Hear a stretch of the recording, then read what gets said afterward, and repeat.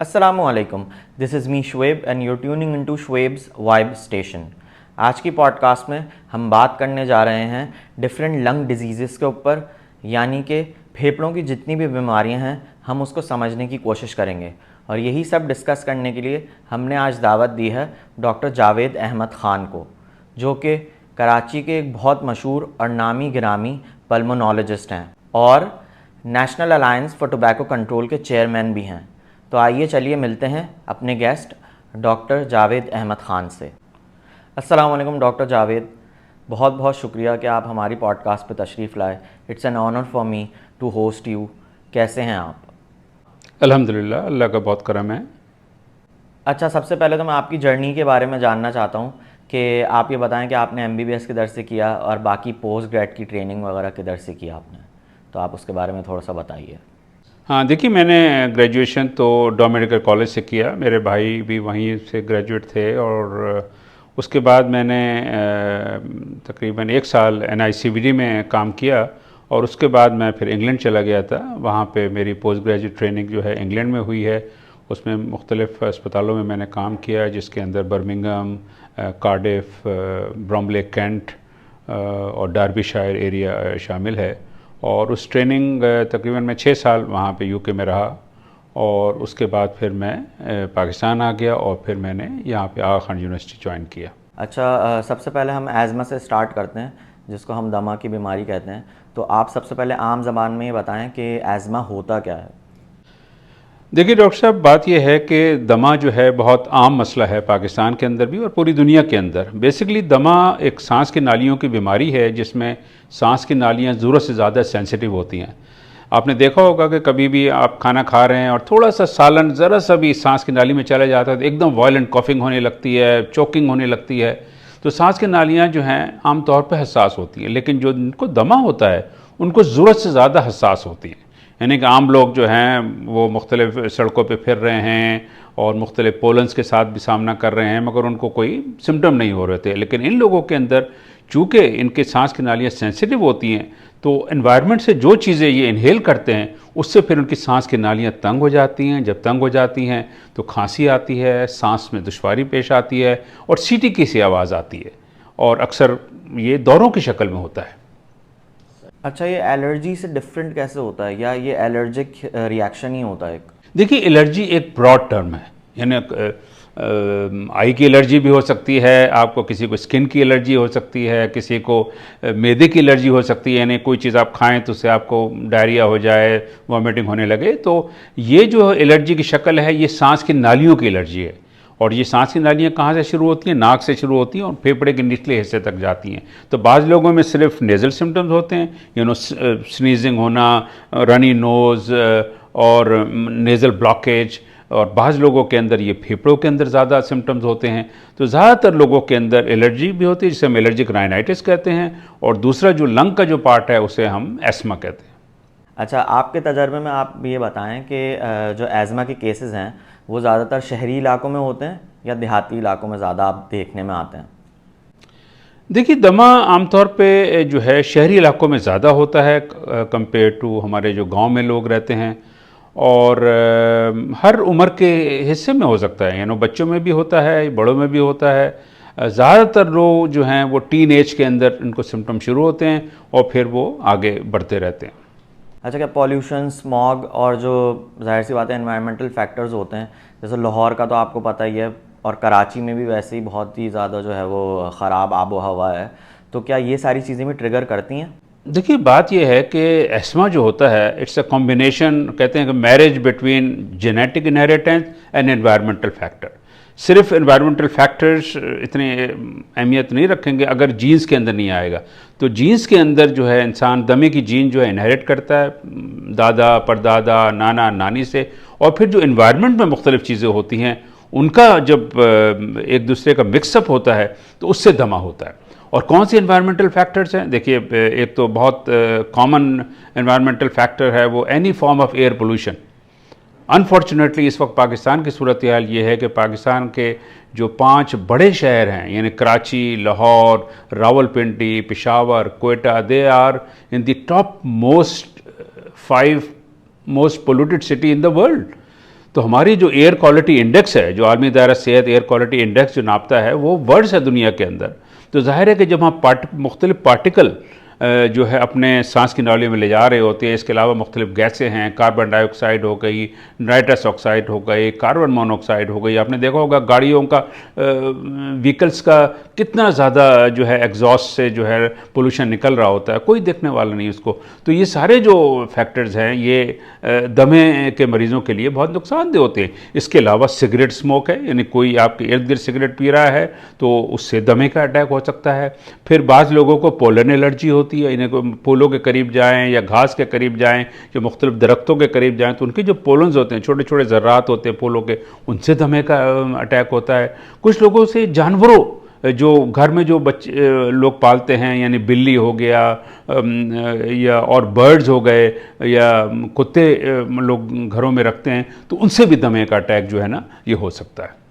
اچھا، عام طور پہ تاثر ہے کہ جن کو نہیں اویئرنیس ہوتی تو وہ یہ صرف سمجھتے ہیں کہ دمہ جو ہے وہ ہلکا سا سانس پھول رہا ہے اس کا، اور یہ کوئی اتنا بڑا ایشو نہیں ہے. تو آپ اس کو تھوڑا سا بتائیں کہ مطلب ڈفرینشیٹ کیسے کر سکتے ہیں. ہاں دیکھیے، نزلہ زکام کھانسی تو بہت کامن ہے، ہر ایک کو ہوتا ہے. لیکن نزلہ زکام کھانسی کسی کو ہوتا ہے موسٹلی وائرل انفیکشن کی وجہ سے ہوتا ہے، اور یہ 3 سے 4 دن تک ٹھیک ہو جاتا ہے. لیکن جو دمے کے مریض ہوتے ہیں ان کو اگر کبھی بھی نزلہ زکام ہوتا ہے تو it takes longer time to clear, 10 دن لگ جائیں گے، 15 دن لگ جائیں گے. تو کسی کو بھی اگر مریض کو دمے کا سوچنا چاہیے کہ اگر نزلہ زکام اس کا لمبے عرصے تک چلے. ٹھیک ہے. بعض بچے ہوتے ہیں جن کے اندر رات کو سوتے میں اٹھ جاتے ہیں اور خود کھانسی آ رہی ہوتی ہے، ان کو بھی سوچنا چاہیے پیرنٹس کو کہیں ان کے بچوں کو دمہ تو نہیں ہے. بعض لوگوں کے اندر جو ہے وہ سیٹی کی سی آواز آتی ہے سانس کی، ان بٹوین وہ ٹھیک رہتے ہیں، لیکن کبھی کوئی وائرل انفیکشن ہو گیا یا کوئی الرجن ایکسپوجر ہو گیا تو اس سے ان کی سیٹی کی آواز آنی شروع ہو جاتی ہے. تو دمہ عام طور پہ اسی وقت سوچنا چاہیے کہ کسی کو بھی اگر ایسی کھانسی آ رہی ہے جو کہ ٹریگرڈ بائی ویریس پولوٹنٹ، یعنی کہ کچن کے اندر کھانا پک رہا ہے، ایک دم سے اس کو کھانسی آنے لگی، گھر میں جھاڑو دی جا رہی ہے یا ڈسٹنگ ہو رہی ہے یا کارپیٹ صاف کیا جا رہا ہے، اس سے کھانسی آنے لگے، سوچنا چاہیے دمہ تو نہیں ہے. تو ان کے اٹیک کی وجہ سے جو ہے اگر دمہ ہو رہا ہے تو ظاہر ہے کہ وہ ایک سالڈ اس کا ایویڈنس ہے کہ بھائی ٹریگر سے یہ سمٹمز آ رہے ہیں. اس کے علاوہ کوئی بھی انفیکشن ہوگا، گلا خراب ہوگا، اس کے بعد بھی یہ ایسما کا یہ ٹریگر ہو سکتا ہے.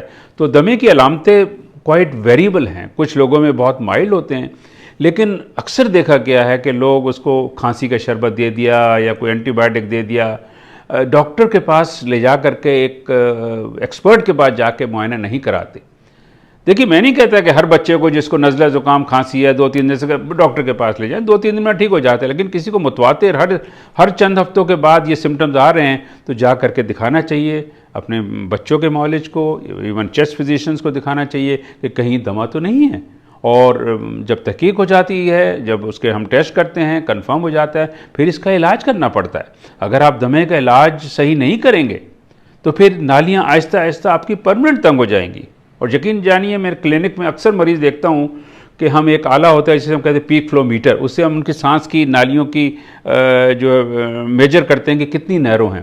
تو بعض مریض ایسے آتے ہیں وہ کہتے ہیں جی ہمیں تو بالکل ٹھیک ہے، ہم تو دمہ کچھ نہیں، لیکن میجر کرتے ہیں لنگ فنکشن ان کے تو پتہ چلتا ہے ان کے 50% ریڈیوس لنگ فنکشنز ہیں. تو بہت ضروری ہے کہ دمے کا علاج جو ہے وہ صحیح کرایا جائے.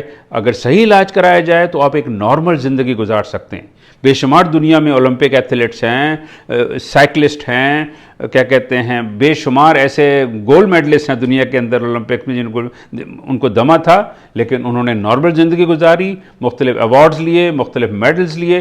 تو دمے کا مریض کو یہ نہیں سوچنا چاہیے کہ مجھے اگر دمہ ہو گیا ہے تو جناب میں تو اب ڈسیبل ہو جاؤں گا، یہ ہو جاؤں گا. کوئی مایوسی کی بات نہیں، بات صرف ہے صحیح علاج کرانے کی. اچھا، یہ سٹارٹ صرف بچپن میں ہی ہوتا ہے یا کسی بڑے کو بھی ہو سکتا ہے؟ دیکھیے 90% دمہ جو ہے وہ عام طور پہ ٹین ایج کے اندر شروع ہو جاتا ہے، لیکن دیر از اینٹیٹی وی کال لیٹ آنسٹ ایسما، جس میں فرسٹ ٹائم جو ہے وہ 40 سال کے بعد بھی دمہ ہو سکتا ہے، لیکن وہ ایک ریئرٹی ہوتی ہے. وہ 10% ایسما جو ہے وہ لیٹ آنسٹ ہوتا ہے. زیادہ تر لوگ جو ہیں بچپن میں دمہ ہوتا ہے، پھر کچھ پیریڈ آتا ہے جس کے اندر اے سمٹم ان کے سمٹم نہیں ہوتے، لیکن اس کے بعد پھر ان کو جو ہے سمٹمز آنے شروع ہو جاتے ہیں. تو یہ بہت کامن ہے، یہ جو اکثر پیرنٹس پریشان ہوتے ہیں کہ جناب دمہ ہو گیا ہے تو ساری عمر رہے گا. تو میں ان کو یقین دلاتا ہوں جناب کہ 50% تقریباً ایسے دمے کے بچے ہوتے ہیں جن کو 16 سال کی عمر کے بعد دمے کے سمٹم نہیں ہوتے. لیکن یہ کہنے کا مقصد نہیں ہے کہ ان کا دمہ بالکل کیور ہو گیا، کبھی بھی ایک ٹریگر کے ساتھ ان کو پھر دوبارہ اٹیک ہو سکتا ہے. اچھا، ڈائگنوسس کیسے کر سکتے ہیں؟ کیا کیا ٹیسٹ ہیں جو کرانا ضروری ہے؟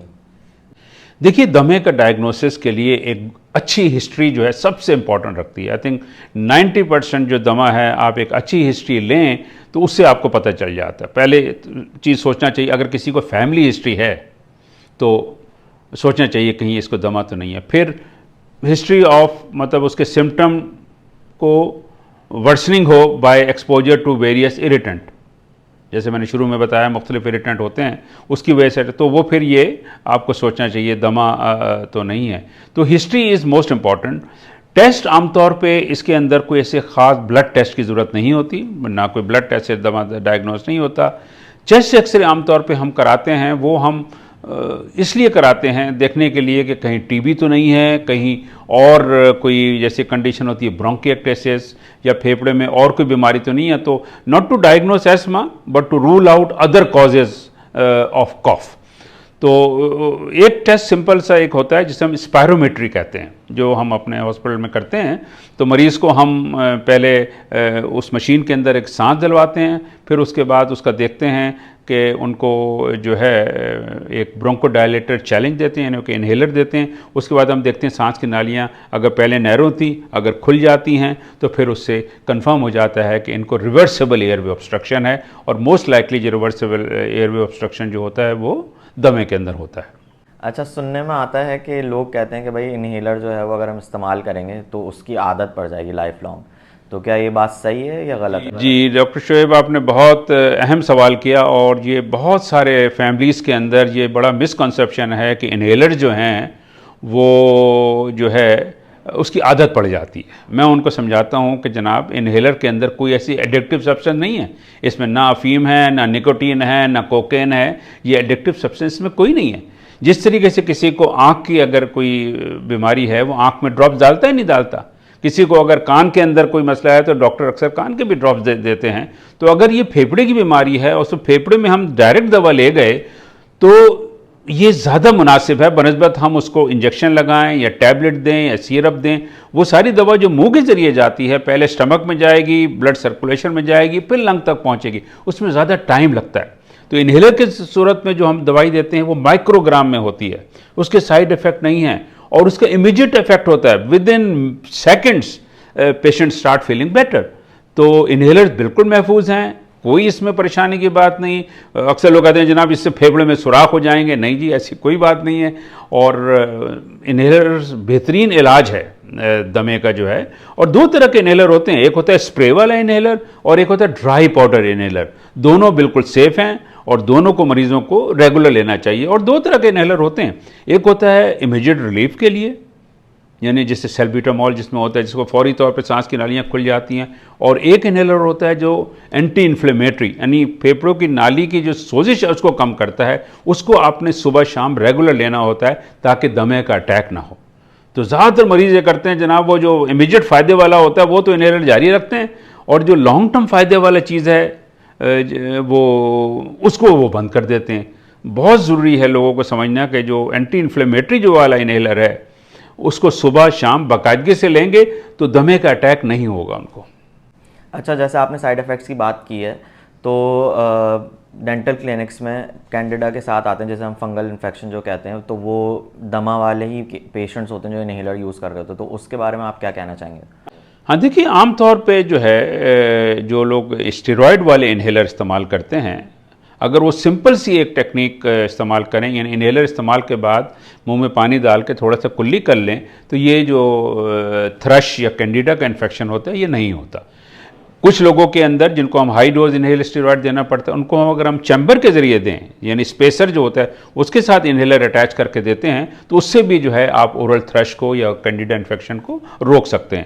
تو یہ کوئی اتنا میجر مسئلہ نہیں ہے، لوگوں کو یہ بالکل اس سے پریونٹ کیا جا سکتا ہے، اور اس کا بہت کم لوگوں کے اندر ہوتا ہے. جو لوگ ریگولر گاگلز کر لیں انہیلر کے استعمال کے بعد تو یہ کمپلیکیشن نہیں ہوتی. انہیلر جنرلی بہت سیف ہیں. اچھا، عام طور پہ جو ہے وہ لوگوں میں یہ دیکھا جاتا ہے کہ خواتین کی جب رشتہ ہو رہا ہوتا ہے تو وہ اس چیز سے ڈرتی ہیں کہ بھائی اگر ہمیں دمہ ہے تو سسرال والے کیا کہیں گے، ہسبینڈ کیا کہے گا. تو اس کے بارے میں آپ بتائیں. صحیح کہا. دیکھیے ابھی میری ایک پیشنٹ تھی جس کی جو انہیلر کے اوپر ویل کنٹرول تھی، استھما بالکل کنٹرول میں تھا. اس کی شادی ہوئی تو وہ دوسرے شہر چلے گئی، اور وہاں پہ اس نے انہیلر کا استعمال بند کر دیا کہ میرے شوہر کیا کہیں گے، میری ساس کیا کہیں گی کہ یہ انہیلر کے ساتھ استعمال کرنے والی جو ہے بھی کوئی بیمار دلہن آ گئی ہے. تو اس کے بعد اس کو وہاں پہ سیویئر اٹیک ہو گیا. تو بات یہ ہے کہ انہیلر کا استعمال جاری رکھنا چاہیے. اپنے سسرال میں یا اپنی ساس کو کانفیڈنس سے لے کے بتا دیں. دنیا میں بڑے بڑے لوگ گزرے ہیں جو انہیلر استعمال کرتے ہیں جن کو دمہ تھا. مجھے یاد ہے جب میں انگلینڈ میں تھا ٹریننگ کے دوران، وہاں پہ ایک مشہور کرکٹر تھا ایئن بوتھم، جو عمران خان کے ساتھ جو زمانے میں کرکٹ کھیلی جا رہی تھی، تو وہ ان کو دمہ تھا، اور وہ ٹی وی میں آ کے بتاتے تھے I have asthma and I use inhaler. تو کوئی ایسی بات نہیں، جیسے اکثر آپ نے دیکھا ہوگا وسیم اکرم آ کے ڈائبٹیز کے بارے میں آپ کو ایجوکیٹ کرتے ہیں کہ بھائی آئی ٹیک انسولین، کوئی ایسی بات نہیں ہے. تو اس طریقے سے شوبز پرسنالٹی کے بے شمار لوگ ہیں جن کو دمہ ہے، اور بے شمار کرکٹر کو میں جانتا ہوں جن کو دمہ ہے، لیکن وہ انہیلر استعمال کر رہے ہیں اور نارمل زندگی گزار رہے ہیں. اچھا، جب ظاہر سی بات ہے کسی کو دمہ بچے کو ڈائگنوس ہوتا ہے تو پھر اس کے پیرنٹس جو ہیں وہ روک دیتے ہیں اس کو کھیل کود سے، بھاگا دوڑی سے. تو اس کے بارے میں آپ بتائیں کہ بچہ بالکل ہی کھیل کود بند کرے یا جو ہے وہ اپنی نارمل کھیل کود کر سکتا ہے. اور دوسرا یہ کہ اگر کسی بڑے کو ہے تو کیا وہ بڑا جم جا سکتا ہے، کارڈیو کر سکتا ہے؟ دیکھیے بچے یا بڑے دونوں کے اندر جو ہے فزیکل ایکٹیویٹی نارمل کرنی چاہیے. انفیکٹ انکریج کرنا چاہیے پیرنٹس کو. جو بچے وہ بالکل ان کو ایک اسپیشل چائلڈ کے طور پہ ٹریٹ کرنا شروع کر دیتے ہیں کہ جناب وہاں نہیں جانا، کھیلنا نہیں، اس سے تمہیں دماغ ہو جائے گا، اس سے بچوں کی نشو و نما متاثر ہوتی ہے. تو بہت ضروری ہے کہ بچے کو انکریج کیا جائے کہ وہ سائیکلنگ بھی کرے. میں آپ کو بتاؤں صاحب، اس وقت جو ہمارا ملک میں ان جنرل ورلڈ کے اندر دیکھا گیا ہے کہ فزیکل ایکٹیویٹی بچوں کی اتنی کم ہو گئی ہے. ایک تو ابھی یونائٹڈ نیشن ڈیولپمنٹ پروگرام کی ایک رپورٹ آئی ہے جس میں بتایا کہ پاکستان کے اندر صرف 7% بچے اسکول ہیں جہاں پہ بچوں کو فزیکل ایکٹیویٹی یا پلے گراؤنڈ ہیں. 7% children have access to play ground. زیادہ تر ملٹی اسٹوریڈ بلڈنگ میں اسکول بنے ہوئے ہیں، تو بچوں کو فزیکل ایکٹیویٹی ہو ہی نہیں رہی. اور پھر جب گھر آتے ہیں تو اتنا سارا ہوم ورک ہوتا ہے، they have no time to do physical activity. اور پھر جب سے یہ موبائل فون آ گیا ہے، بچے سارا گیم، جو جس بچے سے پوچھو گیم کھیلتے ہو، جی موبائل فون پہ کھیلتا ہوں. تو یہ جو ہے بچوں کی فزیکل ایکٹیویٹی اتنی امپورٹنٹ رکھتی ہے. یقین جانیے اگر ہمیں دمے سے بچنا ہے، ہمیں ہارٹ ڈیزیز سے بچنا ہے، ہمیں کینسر سے بچنا ہے، تو بچوں میں فزیکل ایکٹیویٹی کو ہمیں پروموٹ کرنا ہوگا. ہر بچے کو کم از کم عمر کے حساب سے کم از کم 2 سے 3 گھنٹے ان کو فزیکل ایکٹیویٹی کرنے چاہیے. یعنی سائیکلنگ ہو گئی. ایک زمانہ ہوتا تھا، دیکھیں لڑکیوں کو ہم دیکھتے تھے رسیاں کودا کرتی تھی.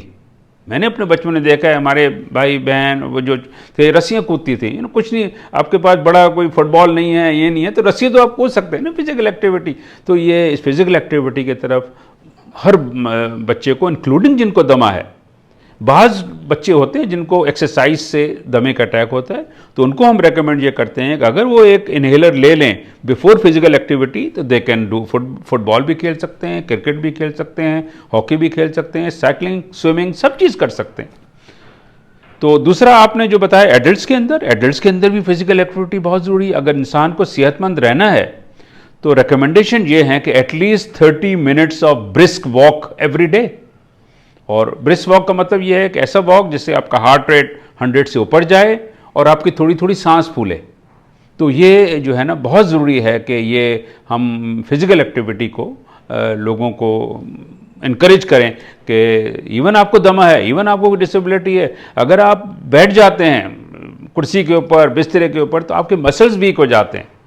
Muscles play a very important role. یعنی آپ کے جو شارٹنس آف بریتھ ہے اس کو اوور کم کرنے کے لیے ریسپریٹری مسلس کی امپورٹنس ہے, اور ریسپریٹری مسلس آپ کے تبھی ڈیولپ ہوں گے جب آپ فزیکل ایکٹیویٹی کریں گے. اچھا, کھانے پینے میں کیا احتیاط کرنی چاہیے یا نارمل ڈائٹ لے سکتا ہے؟